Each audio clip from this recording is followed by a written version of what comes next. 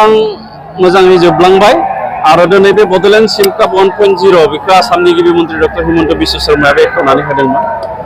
जोंनि बड'लेण्डनि गासैबो EM MCLA MLA MP बिथांमोननि नुजाथिनायाव आरो दिनै बड'लेण्डनि थाखाय जोबोद गोजोनथाव बाथ्रा जे बिटिआरनि चिफ मुस्रि प्रमद बर' बिथांनि दैदेननायाव आसामनि गिबि मन्थ्रि डक्टर हिमन्त बिश्व शर्माया जोंनि बड'लेण्डनि गेलेगिरिफोरनि थाखाय मोननै स्पर्ट्स एकाडेमि गायसनबाय। मोनसेया जाबाय बिनोद ब्रह्म स्पर्ट्स एकाडेमि क'क्राझार आरो मोनसेया Birgosri sports academy Udalguri for girls आरो मोनसेया स्पर्ट्स ट्रेनिं रिहेबिलिटेसन सेन्टार।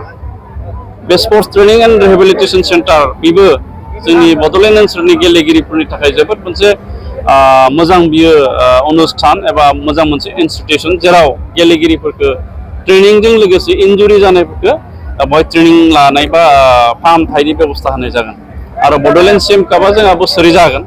दिनै रोजा रोजा सुबुङा बे बड'लेण्ड सिएम कापखौ नायफैनानै जोंखौ जोबोद थुलुंगा होबाय, गेलेगिरि बिथांमोनखौ जोबोद थुलुंगा होबाय। आं बिनि थाखाय गासैबो रायजो राजा बिथांमोननिसिम रोजा रोजा साबायखर जासिहरदों। सिएम काप 1.0आव कुसुगाव आरो काजलगावआ जोबोद मोजां गेलेदों मोननैबो हान्जाया आरो थिखानाय समा जोबबाय। थिखानाय समा जोबनायनि उनाव 20 मिनिट सम बारायना होनाया कुसुगावआ काजलगावखौ